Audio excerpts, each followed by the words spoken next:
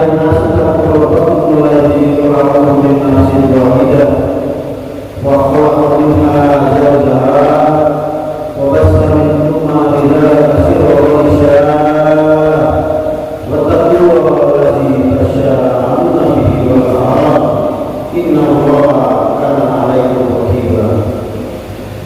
Ya ayyuhalladzina amanu taqullaha wa qulu qawlan sadida yuslih lakum a'malakum wa yaghfir lakum dhunubakum wa man yuti'illaha wa rasulahu faqad faza fawzan 'azima.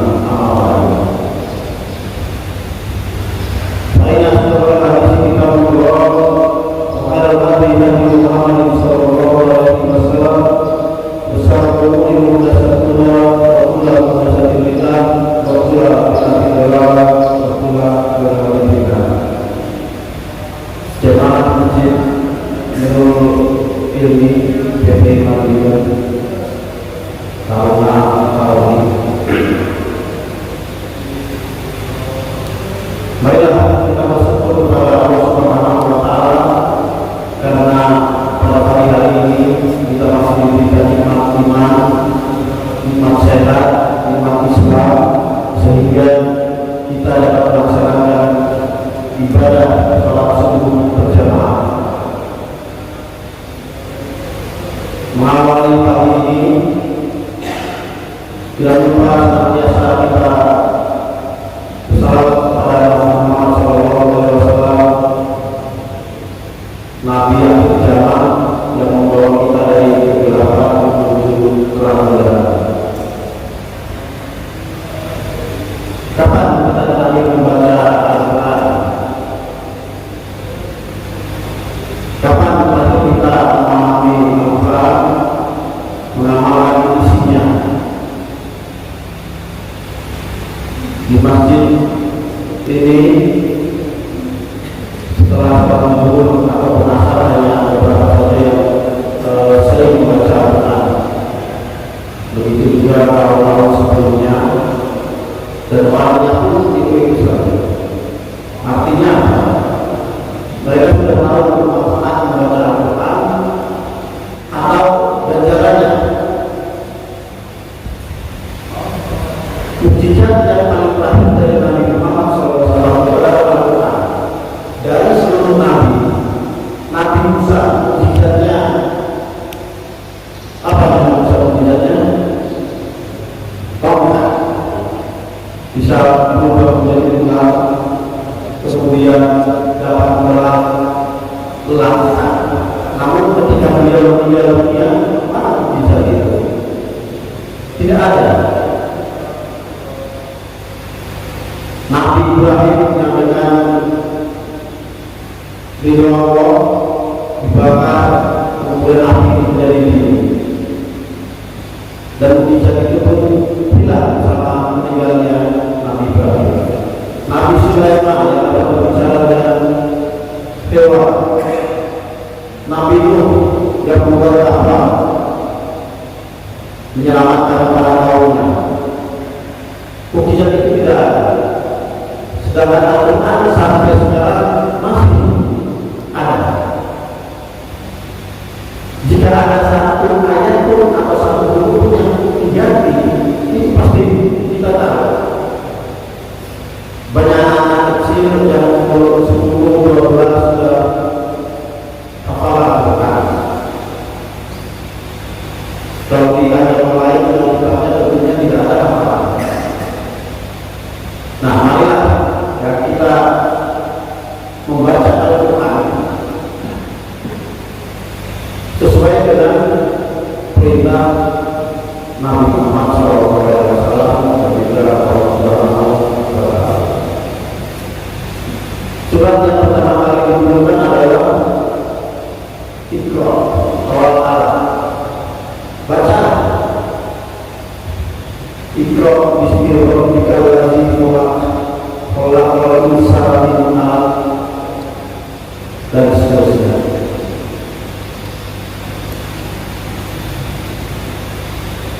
Nabi Muhammad SAW bersabda bahwa siapa yang membaca Al-Quran, satu hurufnya itu akan diganjar dengan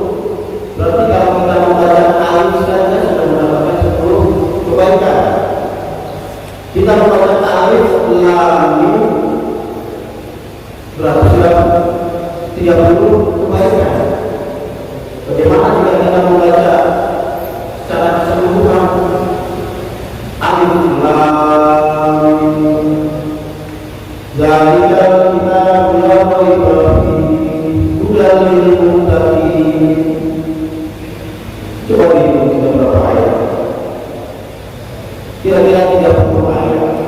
30 ayat dikalikan 10 berarti 30. Nah itulah pahala atau ganjaran yang diberikan oleh Allah Subhanahu wa Ta'ala kepada kita jika kita membaca Al-Quran. Memperbanyak membaca Al-Quran pahalanya sangat besar. Namun yang paling baik membaca Al-Quran itu adalah ditadaburi, kemudian mengamalkannya. Bahwasanya orang yang tidak mentadaburi Al-Quran ini hatinya itu seperti ada gembok, hatinya belum terbuka menguji dirinya. Mari kita membaca Al-Quran agar hati kita tidak terkunci dengan gembok-gembok tersebut, karena Al-Quran ini isinya adalah rahmatan lil alamin, rahmat untuk semesta. Bahkan Al-Quran itu sebagai penyembuh penyakit yang ada di dalam dada. Di dalam Al-Quran surat Yunus ayat yang ke-50, A'udzu billahi minasyaitonir rajim. Ya ayyuhan nasu qad ja'akum mau'izatun min rabbikum wa shifaa'un lima fis sudur wa hudan wa rahmah lil mu'minin.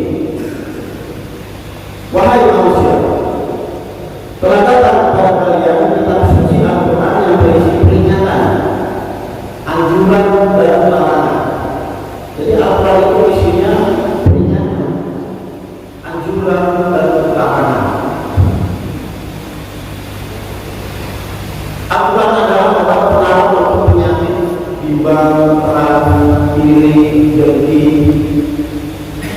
Jadi penyakit yang ada di dalam dada, bukan penyakit seperti penyakit setelah kecelakaan kemudian dibaca Al-Quran langsung sembuh. Jadi wasifatul lima fis sudur artinya obat penyembuh yang ada di dalam hati, di dalam dada. Penyakit kebimbangan, kecemasan, ketakutan, kemudian penyakit-penyakit yang ini dengki kepada orang lain.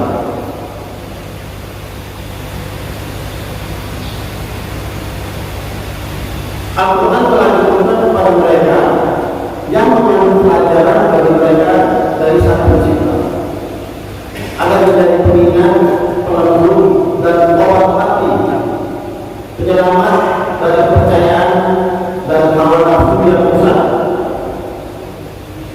sebagai cahaya yang melenyapkan kegelapan jahiliyah, petunjuk menuju kebenaran dan rahmat yang besar bagi orang-orang yang beriman pada Allah dan Rasul-Nya. Al-Quran menyampaikan tentang kesudahan seseorang dengan sesuatu menyenangkan atau dengan sesuatu yang menakutkan. Mau dijatuhkan mirrabbikum, dan sebagai penyembuh penyakit yang ada di dalam dada, wasifaa'un lima fis sudur, wa hudan sebagai petunjuk, jadi pemberi petunjuk bagi orang yang mengikuti memahami Al-Quran pada jalan yang mengantarkan menuju surga. Wa rahmah sebagai rahmat, yakni hal-hal dalam Al-Quran yang menjadi sebab turunnya rahmat kepada Allah, sebab turunnya rahmat Allah Subhanahu wa Ta'ala kepada hamba-hambanya yang ingin selamat. Ayat Al-Quran yang pertama kali ini disampaikan adalah Iqra, artinya adalah bacalah, dan itu diperintahkan oleh Allah Subhanahu wa Ta'ala kepada Nabi Muhammad sallallahu alaihi wasallam. Di dalam surat Al-Baqarah Allah berfirman, "Zalika wa kitabul la raiba fihi lil-muttaqin. Aturan ini tidak ada keraguan padanya. Petunjuk bagi mereka yang bertakwa. Alladzina yu'minuna bil ghaibi wa yuqimuna shalah. Untuk mereka yang beriman kepada yang baik, beriman kepada yang baik di sini artinya percaya hal yang baik yaitu surga dan neraka. Karena surga sifatnya baik. Jadi baik bukan percaya pada ilmu-ilmu, ilmu sihir, ilmu yang menyesatkan. Kemudian di dalam Al-Quran ayat 185 Allah Subhanahu wa taala berfirman, A'udzu billahi minasyaitonir rajim. Syahru Ramadan alladzi unzila fihi al-Qur'an. Hudan lin-nas wa bayyinatin minal huda wal furqan. Beberapa ayat yang disebutkan itu ialah bulan Ramadan. Jadi Al-Quran itu diturunkan di bulan Ramadan. Bulan yang di dalamnya ada Al-Quran. Al-Quran sebagai petunjuk bagi manusia dan penjelasan mengenai petunjuk itu adalah Al-Quran sebagai pembeda mana yang hak dan mana yang batil. Quran juga sebagai wasifatul asifah lima sudur, sebagai obat kegundahan ketika kita gundah, ketika kita cemas, bacalah Al-Quran. Karena membaca Al-Quran tadi walaupun satu huruf, ya, satu huruf yang dibaca akan mendapatkan 10 kebaikan. Jika kita sedang menghafal, ya, kalau anak-anak yang menghafal, ketika mereka mengatakan Qul ya ayyuhal kafirun, Qul ya ayyuhal kafirun, diulang-ulang, dan itu juga tetap mendapatkan kebaikan satu huruf.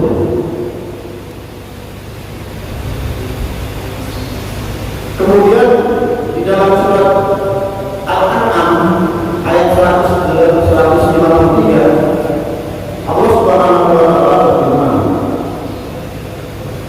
wa anna hadza siratal mustaqim fattabi'uhu wa la tattabi'u subula wa tafarraqa bikum an sabili dzalikum wasaqum bihi la'allakum tattaqun. Dan bahwa yang kami perintahkan ini adalah jalan yang lurus, maka ikutilahnya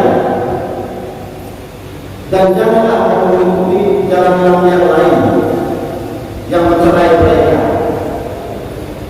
Jalan yang lurus, kita setiap hari mengucapkan ihdinas siratal mustaqim di dalam sholat. Jika kita sholat 5 waktu, Al-Fatihah pasti di situ diucapkan ihdinas siratal mustaqim. Ya Allah, tunjukkanlah kami jalan yang lurus. Sholat subuh 2, sholat zuhur 2, sholat asar, sholat zuhur 4, sholat asar 4, sholat maghrib 3, isya berapa kali? 17. Jadi kita membaca mengucapkan ihdinas siratal mustaqim itu 17 kali. Itu pada sholat yang wajib. Bagaimana jika kita dalam sholat-sholat yang lain, sholat subuh 2 rakaat sebelum sholat subuh kita juga membaca. Belum lagi ketika membaca di saat sholat sunnah lainnya sebelum sholat zuhur ada 4 rakaat dilaksanakan sesuai perintah Nabi, 2-2. Kemudian sholat ba'diyah dan sholat qobliyah kita selalu mengucapkan ihdinas siratal mustaqim. Jadi tidak ada orang yang bosan atau muslimah bosan membacakan Al-Fatihah. Kalian dari kecil sudah membaca apa? Ya, sampai sekarang itu membaca Al-Fatihah. Ada yang bosan? Tidak ada yang bosan. Atau dalam sholat Al-Fatihahnya juga bisa jadi bosan baca Al-Fatihah. Ada nggak yang bosan? Tidak akan mungkin. Ya, karena salah satu sahnya sholat adalah membaca Al-Fatihah. Di dalam Quran surat Al-Ahzab ayat 21, Allah Subhanahu wa taala berfirman, "A'udzu billahi minasyaitonir rajim. Laqad kana lakum fi Rasulillahi uswatun hasanah." Jadi sesungguhnya di Rasulullah SAW itu ada suri tauladan yang kita contoh. Jadi ibadah kita ini sifatnya mencontoh. Mencontoh siapa? Mencontoh Nabi Muhammad SAW. Jadi Islam itu mudah, ya.